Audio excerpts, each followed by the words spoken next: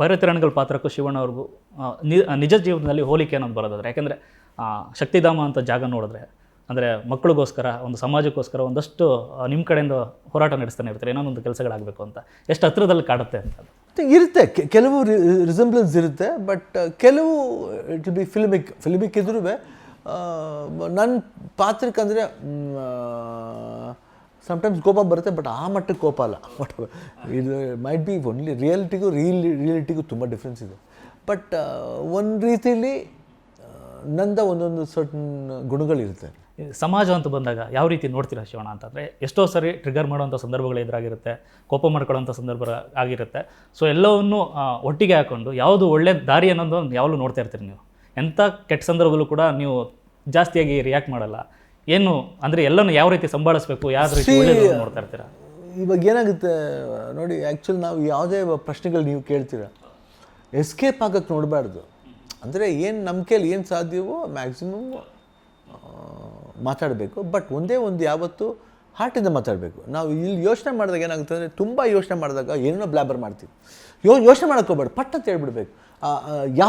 ಯಾವುದೇ ಒಂದು ಮ್ಯಾಟ್ರ್ ಇರ್ಬೋದು, ಇಂಡಸ್ಟ್ರಿಗೆ ಸಂಬಂಧಪಟ್ಟಿರ್ಬೋದು, ಇಲ್ಲ ನೀರಿನ ವಿಷಯ ಇರ್ಬೋದು, ಇಲ್ಲ ಯಾರೇ ನಮ್ಮದು ಜನರಲ್ ಅಬೌಟ್ ಆ್ಯಕ್ಟರ್ಸ್ ವಿಷಯ ಇರ್ಬೋದು, any matter. We have to say. ಯಾಕಂದರೆ ಏನಾಗುತ್ತೆ ಆಗಲ್ಲ ಅನ್ನೋದು ಸೆಕೆಂಡ್ರಿ, ಯಾರು ಏನು ತಿಳ್ಕೊಬೋದು ಅನ್ನೋದು ಸೆಕೆಂಡ್ರಿ. ಬಟ್ ವೈಯಕ್ತಿಕವಾಗಿ ನಮ್ಮ ಮೂಡ್ಲಿ ಏನಿದೆ, ಬಟ್ ಯಾರಿಗೂ ಹರ್ಟ್ ಮಾಡೋ ರೀತಿಯಲ್ಲಿ ಮಾತಾಡಬೇಕು ಅಷ್ಟೇ. ಅಂದರೆ ಯೋಚನೆ ಮಾಡಿ ನಾನು ಮಾತಾಡ್ತಿದ್ದು ಸರಿನಾ ಇಲ್ವಾ, ಅದು ಯೋಗ್ಯವಾದ ವಿಷಯನ ಅಲ್ಲ. We have to think. ಏನೇ ಮಾತಾಡಬೇಕಂದ್ರೂ ಒಂದು ತೂಕ ಇರಬೇಕು. You should have some weightage. ಏನೋ ಬ್ಲಾಬರ್ ಮಾಡೋದಲ್ಲ, ಅದಕ್ಕಂದು ಎಸ್ಕೇಪ್ ಆಗೋದು ಒಳ್ಳೇದಲ್ಲ. ಯಾಕೆ ಎಸ್ಕೇಪ್ ಆಗಬೇಕು? ರಿಯಾಲಿಟಿ ಇದೆ ತಾನೆ, ವಿಷಯಗಳಾಗಿದೆ ತಾನೆ. ಇಲ್ಲ ಸುಮ್ಮನೆ ಮಾತಾಡಲ್ವಲ್ಲ, ಇಲ್ಲ ಸುಮ್ಮನೆ ನೀವು ಕ್ವಶನ್ ಕೇಳಲ್ವಲ್ಲ. ನೀರಿನ ವಿಷಯ ಇರ್ಬೋದು, ಇದಿರ್ಬೋದು. ನೀರಿನ ವಿಷಯ ನಾವು ಯಾಕೆ ಗೌರ್ಮೆಂಟ್ ಒಂದ್ಸತಿ ಹೇಳ್ತೀವಿ ಅಂದರೆ, ಯಾಕೆ ನಮ್ಮನ್ನೇ ಯಾಕೆ ಹೇಳ್ತೀವಿ ಅಂದರೆ, ಇದು ಬಂದ್ಬಿಟ್ಟು ಇಟ್ ಈಸ್ ಸಿಸ್ಟಮ್ ಬೇಸ್ಡ್. ಆವಾಗ ಏನಾಗುತ್ತೆ, ಸಿಸ್ಟಮೇ ಸಾಲ್ವ್ ಮಾಡಬೇಕೇ ಹೊರತು ನಾರ್ಮಲ್ ಮನುಷ್ಯಕ್ಕೆ ಮಾಡೋಕ್ಕಲ್ಲ. ಓಕೆ, ನಾವು ಸಪೋರ್ಟ್ ಮಾಡ್ಬೋದು. ಏನು ಸಪೋರ್ಟ್ ಮಾಡ್ತೀರಾ? You can't hurt any state. ಅವ್ರನ್ನ ದೂಷಿಸೋಕ್ಕಾಗಲ್ಲ, ಆ ಭಾಷೆನ ದೂಷಿಸೋಕ್ಕಾಗಲ್ಲ. ಏನೇ ಮಾತಾಡಬೇಕು ಯೋಚನೆ ಮಾಡಿದವ್ರು ಏನಾಗುತ್ತೆ ಅಂದರೆ, ಸಡನ್ನಾಗಿ ಕೋಪ ಮಾಡ್ಕೊತೀವಿ. ನಾನು ಅಭಿಮಾನಿಗಳನ್ನ ಕೇಳ್ಕೊಳ್ಳೋದು ಅಷ್ಟೇ.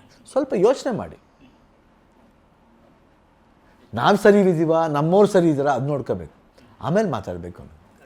So this is what. ಅದಕ್ಕೋಸ್ಕರ ನಾವೇನು ಮಾಡ್ತೀವಿ, ಎಲ್ಲದಕ್ಕೂ ಪ್ರಿಪೇರ್ಡಾಗಿ ಏನೇ ಇದು ಬರುತ್ತೆ ನಾನು ಸಾಲ್ವ್ ಮಾಡ್ಕೊಂಡು ಹೋಗ್ತಾ ಇರಬೇಕು. I follow that always in my life. ನಿಜ. ಮುಫ್ತಿ ಆದ ನಂತರದಲ್ಲಿ ಒಂದು ಕ್ರಾಂತಿ ಅಂತೂ ದೊಡ್ಡದಾಗಿ ಕ್ರಿಯೇಟ್ ಆಗಿತ್ತಣ್ಣ. ಯಾಕಂದರೆ ಆ ಪಾತ್ರವನ್ನು ನೋಡಿದ ನಂತರದಲ್ಲಿ ಎಷ್ಟೋ ಹಳ್ಳಿಗಳಲ್ಲಿ ಯುವಕರು ಇಲ್ಲ ಈ ಕೆಲಸ ನಾನು ಮಾಡಿಸ್ಬೇಕು ಊರಿಗೋಸ್ಕರ, ಇಲ್ಲೇನೋ ಶಾಲೆ ಸಮಸ್ಯೆ ಇದೆ, ನಾನು ನಿಂತ್ಕೊಂಡು ಮಾತಾಡಬೇಕು ಅನ್ನೋ ಥರ ಎಷ್ಟೋ ಜನ ಬಂದಿದ್ದು ಇದೆ, ಅದ್ರ ಬಗ್ಗೆ ಮಾತನಾಡಿದ್ದು ಇದೆ. ಅದು ಸಿನಿಮಾ ಮಾಡುವಂಥ ದೊಡ್ಡ ಕ್ರಾಂತಿ ಅಂತ ಅನ್ಸುತ್ತೆ. ಇಟ್ ಹ್ಯಾಪನ್ಸ್ ಅಷ್ಟೇ. ಯಾಕಂದರೆ ಏನಾಗುತ್ತೆ, ಅದೇ ಹೇಳಿದ ಅಂಬಿಷನ್ ಇದೆಯಲ್ಲ ಅದು ಮುಖ್ಯ. ರಿವೆಂಜ್ ಅನ್ನೋದು ಮುಖ್ಯ ಅಲ್ಲ. ಅಂಬಿಷನ್ ಅವ್ನು ಹಂಗೆ ಮಾಡಿಬಿಟ್ಟ ನಾವು ಅವ್ನಿಗೆ ಟಾಂಗ್ ಕೊಡ್ಬೇಕು ಅನ್ನೋದಲ್ಲ. ದಾರಿಲಿ ಯಾರೋ ಬರ್ತಾರಮ್ಮ, ಆ ದಾರಿ ಎಲ್ಲ ದಾರಿನೂ ಸರಿ ಮಾಡಿಸ್ತಾ ಹೋಗ್ಬೇಕು. ಏನಂತ ಒಂದೊಂದು ಸತಿ ಆ ದಾರಿ ಈಸಿಯಾಗಿ ಸಾಲ್ವ್ ಆಗುತ್ತೆ, ಒಂದೊಂದು ಸತಿ ಬೇರೆ ಥರ ಯೂಸ್ ಮಾಡಬೇಕಾಗುತ್ತೆ. So that's why you called action reaction. Sometime it goes easy. So system ಎಲ್ಲ ಇದಾಗಲ್ಲ. ಆವಾಗಲೂ ಯಾವ ಕಾಲಮಟ್ಟದಲ್ಲಾಗಲಿವೆ ಪ್ರಾಬ್ಲಮ್ಸ್ ಅನ್ನೋದು ಒಂದೇ. ಅವತ್ತು ಪ್ರಾಬ್ಲಮ್ ಇತ್ತು, ಇವತ್ತು ಇದೆ, ಇನ್ನು ಮುಂದೆನೂ ಇರುತ್ತೆ. ಅದು ಸಾಲ್ವ್ ಮಾಡ್ತಾ ಹೋಗ್ಬೇಕು. ಅದು ನೋಡೋ ರೀತಿ ಮೇಲೆ ಹೋಗುತ್ತೆ. ಅದಕ್ಕೋಸ್ಕರ ವಿ ಹ್ಯಾವ್ ಟು ಸಿ. ಒಂದ್ಸತಿ ಆ ದಾರಿ ಬಂದಾಗ ನಾವು ನೋಡ್ಕೊಂಡು ಮಾಡ್ತೇವೆ. ಅದಕ್ಕೆ ಹೇಳಿದೆ ಅಂಬಿಷನ್ ಅಂತ ಯಾಕೆ ಹೇಳ್ತೀವಿ ಅಂದರೆ, it should be ambition, not revenge. Revenge ಆಗಬಾರ್ದು. It should be ambitious. ಅವಾಗೇನಾಗುತ್ತೆ, ಸೋತಿದ್ದ ಪಾತ್ರಗೂ ಹೌದಲ್ವಾ ಹಿಂಗಿದು ಕರೆಕ್ಟ್ ಅನ್ನೋದು ಅರಿವಾಗಬೇಕು. ಕರೆಕ್ಟ್.